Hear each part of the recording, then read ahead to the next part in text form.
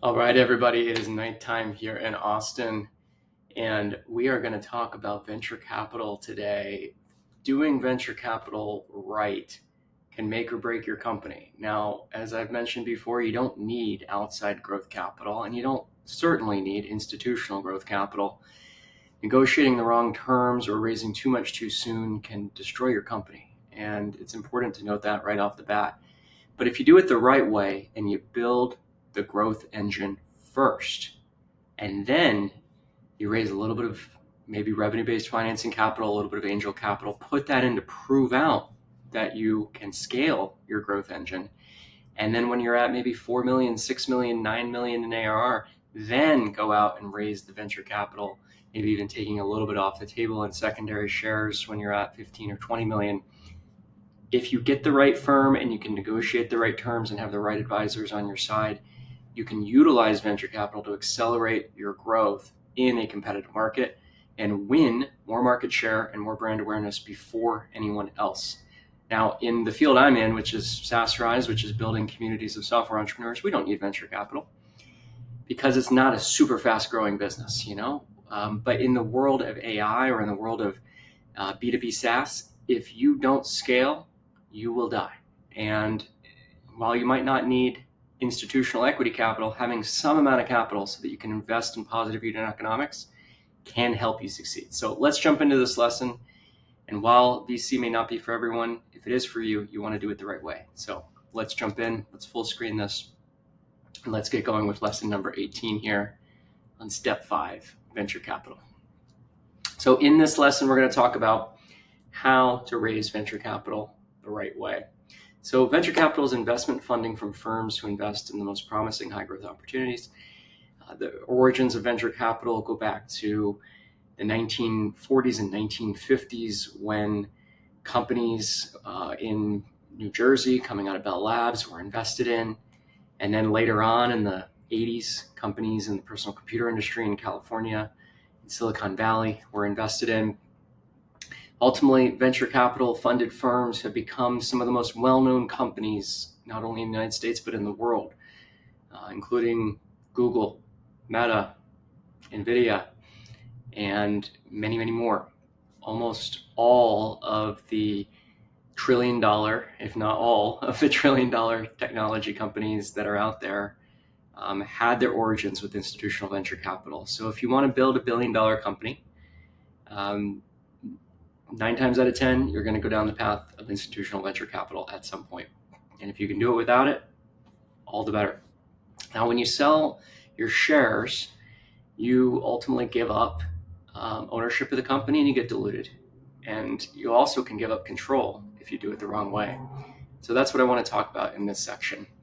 First, let's talk about how the industry works. So venture capitalists work at venture capital firms, and venture capital firms have many venture capital funds. So a company like Sequoia, which is a well-known venture capital firm in California, they have had probably, I don't know the exact number, probably 15 to 30 different funds. And every couple of years, they'll launch a new fund. And usually these venture capital funds last 10 years. And in the first 3 to 5 years, it's about capital deployment. And the last 3 to 5 years, it's about capital harvesting. So putting money to work and then putting additional capital into the winners and then exiting the winners either through IPOs or large strategic exits or selling to a private equity firm. So these venture capital funds raise their money from other LPs, limited partners. The people that work at the funds are called general partners, GPs, and then the limited partners are the ones who invest money in the fund. The pension funds, the endowment funds, the sovereign wealth funds, the high net worth investors, the foundations, and the large corporations. And if you invest in the right venture capital fund, like Andreessen Horowitz or a Benchmark or an Excel or a Bessemer or a Greylock or a Sequoia, you can often make many multiples of your capital, but it is certainly a risky endeavor. And often only the biggest pension funds or only the biggest funds can have access to the best VC funds out there. So this is how the sausage is made. This is how the economic venture system works for investing in high growth technology companies. And this has all been created over the last 75 years or so, since the end of World War II. There wasn't really risk capital 100 years ago. And so a great innovation for humanity is this advent of risk capital, where large funds can invest in smaller venture capital funds who can invest in smaller companies and continue the cycle of disruptive innovation and improving the world. So in venture capital, in a round of funding, there's the seed round and the angel round. Then there's the series A, B, and C. When I talk about venture capital in this section, I'm talking about a series A, series B, and series C. And in each of these series, you tend to sell between 15 to 25% of the company. And it's important to note that you're not selling existing shares in most instances. You're in fact creating new shares. So if you have on your cap table, which is the listing of who owns what, 10 million shares, and you go and raise a round, at the end of that round, you're going to have 12 million shares, or roughly, give or take. You're going to have more shares, and it's going to dilute the existing shareholders equally, proportionally to their level of ownership. But in exchange for that dilution, you get the capital in the bank, which you can use to invest in growth. So only raise capital if you can invest in growth that outweighs the cost of the dilution and the loss of control. So there's two types of venture capital. Most of the time, you're raising what's called primary funding or primary investment capital. This is what I was just talking about, investing in buying new shares of the company that are newly created on the capitalization table at the moment that the transaction closes by the lawyers or in Carta, in wherever you keep your cap table records, in order to provide funding to the balance sheet, in other words, the bank account, for growth investments in R&D, in team, in sales and marketing. Now, there's also another type of venture capital, and that's secondary investment capital. And that comes later. That tends to come when you're beyond 15 million in ARR. And it tends to come from growth stage, later stage venture capital firms or private equity firms. And this is where these firms are buying existing founder shares. This tends to happen after the company is profitable or after the company has sufficient scale that it's nearly certain that it will eventually have an exit. Because you can't allow secondary to happen as a venture investor in the beginning stages when it's super high risk, when they're not certain that the company will actually be able to exit. Keep in mind, 95% of companies never make it to an exit. So secondary investments is when you buy existing founder shares of the company or early shareholder shares of the company to provide funding for shareholder liquidity. This can happen in private transactions, such as between a firm and a venture capital fund or a private equity fund, or it can happen in marketplaces that are out there that allow investors to purchase secondary shares of late stage pre-IPO companies, like say a SpaceX or Airbnb before it went public, those types of companies that are very well known. So this is how a cap table can change over time. Keep in mind, it's better to own 17% of a billion-dollar company than it is to own 100% of a million-dollar company. At iContact, I ended up owning about 16% of the company when we sold, but we had $179 or $169 million exit. And so we ended up doing quite well. And as you go through each round, what might start out as a 50-50 split between a founder or a 60-40 split or something like that can turn into founders ending up with, commonly 10 to 20%. After you add in an option pool, angels, first employees, second employees, venture capital firms, and later on, public markets. So by the time you get to an exit or an IPO, don't be surprised if you end up with 10 to 25% as the original founder or CEO. And, think about it, because oftentimes it's better to own more of a company that you have more control of. So really think thoughtfully about whether you want to take on this outside capital. We'll be talking about some of the pros and cons here today. So example ownership, here's a made up cap table, founder 1, founder 2, early employees and angel investors. This is after an angel round. You can see there's 1 million shares in this example. After the round, there is the same number of shares as before, but everyone gets diluted by the new 250,000 shares. So now you have 1.25 million shares. And so, founder 1 still has 350,000 shares, same as before, but his or her ownership is only 28% of the total fully diluted share count instead of 35% like it was before. So this is how venture capital investing works. So remember, if you're going to go down the venture capital path and you believe you've built a scalable, profitable growth engine, it can work to put money in the top as long as you realize you're going to get, as long as you know you're going to get more out the bottom. And if you have those types of dynamics, number one, consider yourself fortunate. And number two, know that owning less of a bigger company can sometimes work out in your favor. So here's the VC fundraising process. Well, create a product, demonstrate traction. By traction, you need minimum 1 to 2 million in ARR to consider institutional equity capital. If you try to do it earlier than that, you will get screwed on the terms. And then you need to spend about 4 months to prepare financials and decks, do your reach outs using Pitchbook, Crunchbase, LeadLoft, and FounderSuite. Secure your meetings, hold your meetings, and you can also hire an investment banker to help you with this process once you're in the Series B or Series C or you're big enough. Get term sheets, negotiate the term sheets. Ideally, you get multiple term sheets in the same week or two so that you can optimize them and improve them off each other. Sign the term sheet, and then once you've signed the term sheet, you're not done. You still got another 45 days of due diligence.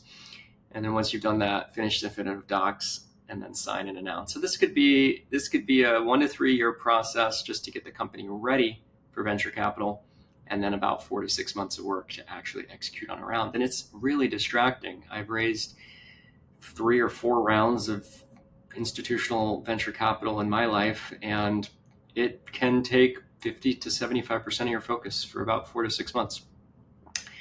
And that's a lot. And sales can suffer. And so you have to have great people, great co-founders, great team members, great C-level execs that can keep the company growing and scaling while you're distracted going to get this funding. You raise from different places depending on how much you need. You start out, of course, as we talked about in the last lesson, with angel investors, and then you go to institutional investors once you need more than 3, 4, 5 million, and you go to your Series A's, which tend to be raising anywhere from 5 to 15 million. Series B tend to be anywhere from 15 to 35 million. Series C's tend to be between 35 and 55 million. And this will change depending on the market, but that's about what's normal these days. So you start with your angel seed round, and then you continue on the cycle, and it gets harder and harder to raise. And oftentimes your company won't keep growing at the same pace that it was growing before, and it can become impossible to raise future rounds. And so you have to make sure with each round that you've got enough to get back to profitability. Because if you can't keep up a 70, 80, 90% annual growth rate or higher, and you don't have enough money to get back to profitability, well, you know what happens. You go out of business. Expenses are higher than revenue. You go bankrupt, and you get to start all over. Thank God, but man, you can lose 2 to 5 years of your life pretty quickly there. So be thoughtful, raise enough in each round to get to profitability. Don't kick the can down the road too much and say, well, I'll just raise enough for 12 months, and I can always raise more a year from now. No, the economy could crash in the next year. Who knows? Your growth might stagnate. A competitor might start giving away the same type of product you have for free. And so that's what happened to us at iContact with MailChimp in 2010, 2011, which really ate into our growth. And so you have to be prepared to get back to profitability at any point. And ultimately, business is about making sure your revenues are higher than your expenses. That's the bottom line of it, of course. All right, so most venture capital does go to software, or at least technology more broadly, with software being the biggest category. This is 36% of venture capital goes into software. So that's exciting. That's the field that we're in, software as a service. And, these are the fastest growing companies in the world. And even once you get venture capital, that does not mean you're going to succeed. That often increases the risk rather than decreases the risk if you end up increasing your burn. So there are funds in every state. Take a look at what state you're in if you're in the United States, and take a look at what the largest ones are in your area. Now, these might be the largest ones for private equity or venture capital. So take a look at the ones on Pitchbook and Crunchbase that are the largest within your area. Probably the best 2, in my opinion, in software VC in the world are Andreessen Horowitz and Sequoia. But there are many others that we will talk about in this section. The biggest cities for VC are San Francisco and San Jose. Ironically, those are both in the same Bay Area of California. Together, those are bigger than any other area by far. Silicon Valley collectively makes up about 25% of all venture capital investment in the world. So huge. 1 out of $4 goes into Silicon Valley, but also Boston, New York, LA, San Diego, London, DC, or Beijing and Seattle round out the top 10. And you can see there's still significant investment on the East Coast in Europe, Western Europe, and ever more so in China and India than ever before. The US, I would say, invented venture capital in the 1950s, and now Europe and China are expanding on the process. Top European cities: London, Paris, Moscow, Copenhagen, Amsterdam, Berlin, Stockholm, Liverpool. So there's still significant capital. But if you compare that to Silicon Valley, let's look at number 10 here, Munich, $120 million a year. Compare that to San Francisco, Bay Area plus San Jose, $10 billion a year. So that's a factor of 100x difference between Munich and Bay Area, California. Top Asian cities are Beijing, Shanghai, Mumbai, Bangalore, Delhi, etc. And these are growing. Right now, still the US is the number one country, but China is definitely catching up and may overtake the US over the next 10 or 15 years. We shall see. Place you can see deals as well as see investors and reach out to them is on Crunchbase. You can get a Crunchbase Pro subscription while you're fundraising. And you may also want to get a Pitchbook subscription while you're fundraising if you have the capital. This is about a $25,000 or $30,000 a year commitment to get Pitchbook, but you can alternatively go on Fiverr, little tip here, and you can get someone to export a list of investors within your niche, within your area, or within your field for a few $100s without paying the $30,000 access fee for Pitchbook. So some data here that oftentimes companies will operate for 2 to 3 years before their angel round. And that's what we did at iContact. We went 3 years and then raised angel capital, as I mentioned in the last lesson. On angel funding, we raised $500,000 in 2006, and then we raised $7.5 million over 2 tranches in 2007 through Updata Partners. And then in 2010, we raised $40 million from JMI Equity, and that guy Jit Sinha joined our board of directors. So oftentimes these VC firms are going to focus. They have niches just like you do in SaaS, and they're going to focus based on geography, market segment, stage of company. So find firms using Pitchbook, using Crunchbase that target your sector. Top 10 venture funds I already mentioned, Andreessen Horowitz and Sequoia. But there's also Greylock, NEA, Bessemer, Kleiner Perkins, Excel, Founders Fund, Benchmarking, Google Ventures, now known as GV. And if you can get a term sheet from these folks, you probably want to take it, frankly, because they'll have better access to great exits and great operating partners who can help you operate the business. You'll also be able to recruit better C-level executives with the right investors behind you. These are some of the largest and most active investors out there. You can read this in the slide deck on your own time. What are some of the things you need to do? Well, obviously create your deck, your pitch deck if you haven't already. You can use FounderSuite to manage your pipeline for your Series A. You can use LeadLoft to set up meetings. Same way you'd run an angel round, but now you're targeting institutional investors instead of individual investors. You can find more investor contact info via Seamless.ai, LinkedIn Sales Navigator, Apollo.io, or similar type of lead prospecting tool. You can apply a lot of the lessons of B2B prospecting. You may even want to rewatch the video in this course on B2B prospecting, because really what you're doing here is a sales exercise, just like you would do for your software. Now you're selling investment opportunity in your business to active accredited investors and institutional investors. You can get also more contact info on Uplead and many others, Grata, Capital IQ. There's a whole host of different lead prospecting platforms for investor contact info. Crunchbase Pro is another one. Pitchbook, as we mentioned, provides lots of good data. LinkedIn Sales Navigator. Now, what are SaaS investors looking for? Well, it depends on whether you're SMB, whether you're mid-market or enterprise, but just roughly here, They're looking for an LTV CAC ratio, like we talk about in the SaaS growth course, of 6 or better. They're looking for CAC payback months, ideally less than 12, maybe 12 to 18 if you're an enterprise and you have low churn. And they're looking for positive NRR. And what I mean by positive NRR is that your NRR is above 100%. In other words, your upsell and cross-sell and upgrade motion outweighs your loss of revenue from churn. Now, you might not get there completely, but if you can get to 98, 99% on an annual basis, or even 95% on an annual basis, that's fantastic. The inverse, of course, of NRR is net monthly revenue churn. So you want to look at your burn multiple. So VCs scrutinize a startup's burn. Some startups fall in a trap of spending lots of cash to build very complex products without sufficient product market fit or understanding of the vertical they're targeting, and they quickly acquire and grow the customer base. That's fine if you have product market fit and you have your growth engine built, you've got low churn, high repeat product usage, fast CAC paybacks, and the spend translates into sustainable revenue growth with healthy gross margins. But it's not so great if you don't yet have product market fit, which doesn't translate in sustainable growth and ultimately will cause you to have down rounds if you raise it too high of a valuation and have a lot of dilution and have your common shares end up worthless. So what is it? What is a burn multiple? A burn multiple is a net burn.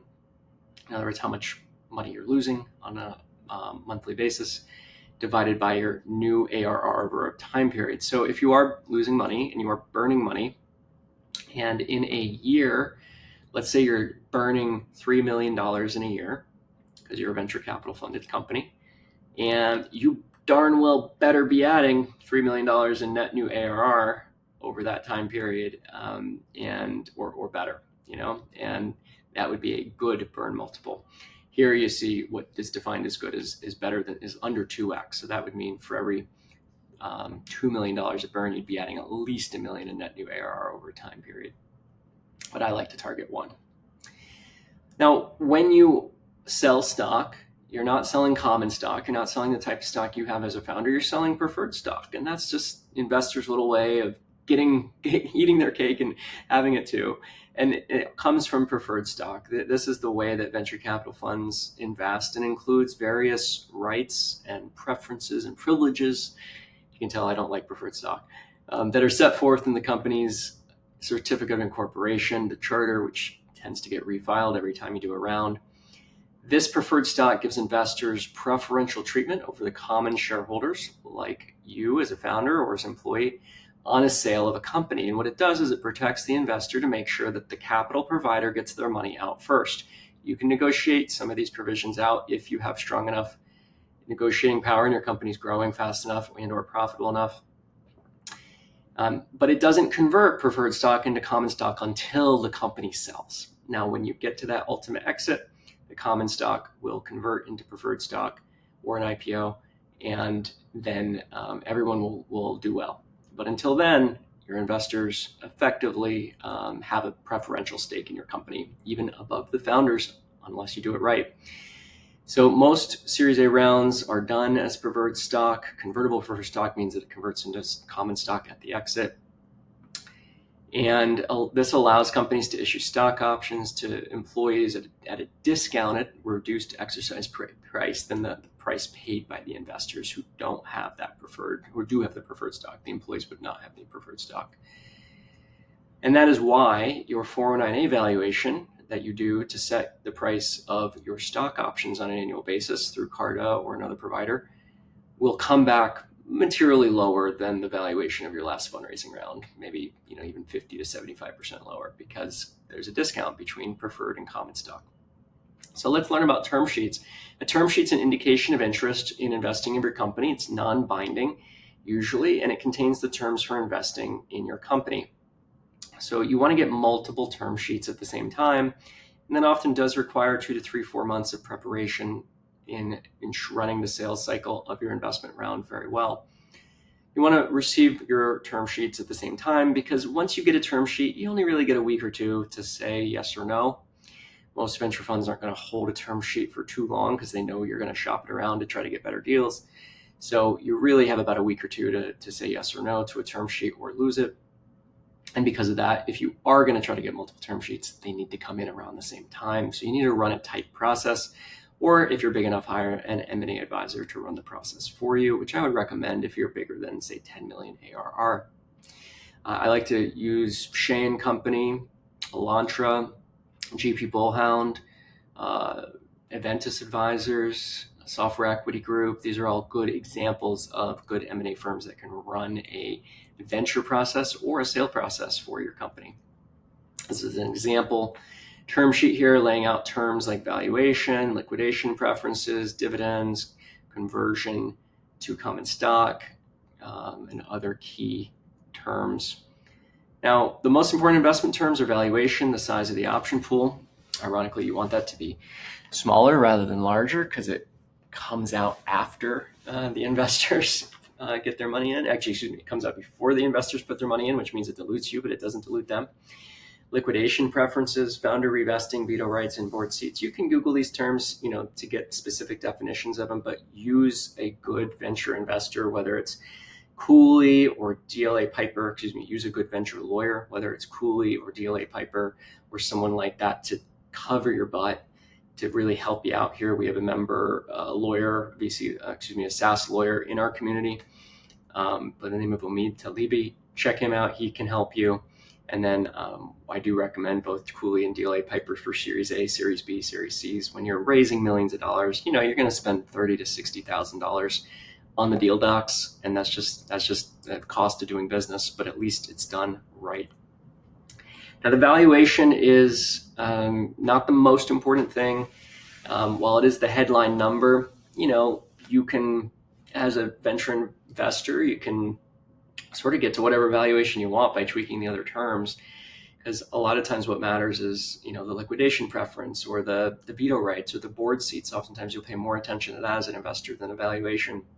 A lot of times the investors know that it's sort of binary. Either they're going to get all of their money back in most scenarios, they're going to lose their money completely in some scenarios, or they're going to make a significant multiple on their investment in some scenarios. So one thing to understand is the difference between a pre-money and a post-money valuation. The post-money valuation is the valuation after the capital comes in. And so most of the time, valuation is defined as the pre-money. So if you have $100 million valuation and someone's investing $25 million, the post-money valuation is $125 million. Valuations tend to be based on revenue multiples, and then in later rounds based on EBITDA multiples once you're profitable. And valuations are normally in seed angel rounds between 1 to 10 million. Series A is 5 million to 40 million. Series B is 20 million to 250 million is the range. Series C, 100 million to a billion. And IPO, the market caps usually tend to be between 300 million and 20 billion at IPO. Those are normal, but your actual revenue multiple you get could range from as low as 2x if you're not growing so quickly and aren't too differentiated a firm, all the way up to higher than 10x revenue if you're growing very quickly, have good EBITDA, have a great team, and a lot of experience in a great space. So valuations change by stage. There's some even more recent data here from 2023 and 2024 in the appendix to these slides, so take a look at it. And it's a factor, valuation is a factor of many things, like experience of the founders, the size of the opportunity, the technology, the IP, any existing traction like revenue or partnerships, your existing product, all kinds of things. Current economic climate, valuations certainly peaked for SaaS in 2021 during COVID when there was a lot of capital and low interest rate environments. Now they've come down a little bit, but they're still pretty high, especially compared to where they were 15 years ago. Post-revenue valuations are often 3 to 10x, depending on all of these factors. 3 to 10x revenue and anywhere from 10x up to maybe 40x or 50x EBITDA. You want your option pool size to be maybe around 5 to 10%. I think 10% is the norm in a Series A, 10 to 15%. The investor is going to argue for more. And why wouldn't they? Because the option pool comes out and it dilutes you, but it doesn't dilute them, which I think is a little deceptive, because the option pool is supposed to benefit the company hiring future employees, not past employees. So I personally think, and whenever I do institutional rounds, I always negotiate the option pool diluting everyone equally. and they look at me weirdly, but I tell them, hey, I think that's fair, because I'm going to hire people in the future that's going to make us all more successful. But usually by standard definition, option pools come out before the investors invest. And so you don't want it to be too high, because then it's diluting yourself unnecessarily. But you also don't want to be too low, because then, long story short, you don't have enough equity to incentivize the right executives into the company. You can read some of these more nuanced terms like liquidation preferences in the slides and Google them. Some things you want to look at are founder vesting timeline. The standard there is to vest your shares over 4 years, but you do want to get credit for the years you've already put in, for sure. Then you want to look at covenants, warrants, restrictions, veto rights. This is what an investor can stop. You want to look at how many board seats and never give up majority control of the board, at least not until you sell a majority of the company. You want to do things like have 10x voting rights on your founder shares. Your corporate attorney can help you with all these things, and really it will depend on your negotiating power. And I do come in to consult with SaaS companies that have between 5 million and 150 million in ARR and help them negotiate term sheets with their venture investors or prepare for exit. So if I can help you, please reach out at ryan@saasrise.com. Would happily consult with you on this type of effort. And then you'll go through about 30 to 45 days of due diligence, where you'll create a data room, prepare all these materials. And if you get through them, then you get the definitive agreement and you'll get the check, or the wire in this case. Now, your negotiating power is going to be based on really whether you need the money or not. Your experience, your team, your product, your tech, your competition, other term sheets can really benefit you in the quality of your advisors and network. And factors, you want to make sure you can happily see these people every 3 months at a board meeting for the next 5 to 7 years. And if you don't like hanging out with them, it's probably not going to be the best fit. So find a partner from a firm that you like, that you feel is smart, that can help you not only with C-level recruiting, but with strategy, with M&A, with exiting, with future fundraising, and interview your investors as much as they're interviewing you. Pick people you like to work with. You're effectively corporately married to them for the next 3 to 10 years, at least until your exit. Take a look at this chart and some of the resources in this section to determine when you're ready for venture capital and whether you're well suited. And your homework here is, if you want to raise venture capital, create your profile on platforms like AngelList. Start building access within your company to LeadLoft, Crunchbase, Pitchbook, and FounderSuite, so that you start having lists of these investors to reach out to, and reach out to some investors in your local area. Oftentimes geography as well as vertical sector specialty is the best way to start finding the right investors. Now, there is a deep dive report that I wrote in 2024 about SaaS venture capital round multiples. The link is here. I'm going to just briefly show some of the images, but I'm not going to go through it in detail because there's a lot of data in here. But read through these slides. Homework for this week for this lesson is to read through these slides on software venture capital. You can see some of the top venture capitalists by number of investments, by the amount of assets under management, and by the amount of exits. You can see here that Sequoia, NEA, and Andreessen are the top 3 in my own proprietary ranking formula that we came up with. And some of the top global VCs and some of the AUM, assets under management, by location. This is our own data that we put together in 2024. Obviously, USA is leading the world, as I mentioned earlier, with 66% of all venture capital, but China is catching up. North America, then Asia, then Europe. And this is why the United States grows very quickly and is probably now competing with areas like Shenzhen and Shanghai and Beijing and Hong Kong, and now other places like Delhi and Bangalore. But it still is the leading venture capital location in the world and the leading source of innovative, fast-growing companies in the world. And one of the reasons why the American economy is the largest in the world and so strong is because there's so much risk capital here in the United States. You can see the top North American software VCs, as well as all of their exits, top Asian, top European. And you can see that even though 2023 was down compared to 2021, that it over the long term is still way up compared to when I was raising Series B at iContact. There was back in those days, at least tracked through Pitchbook, only a few hundred deals per year. Now there's 10,000 plus deals per year. So many more investments than ever before. And 2024 is going to be 2023.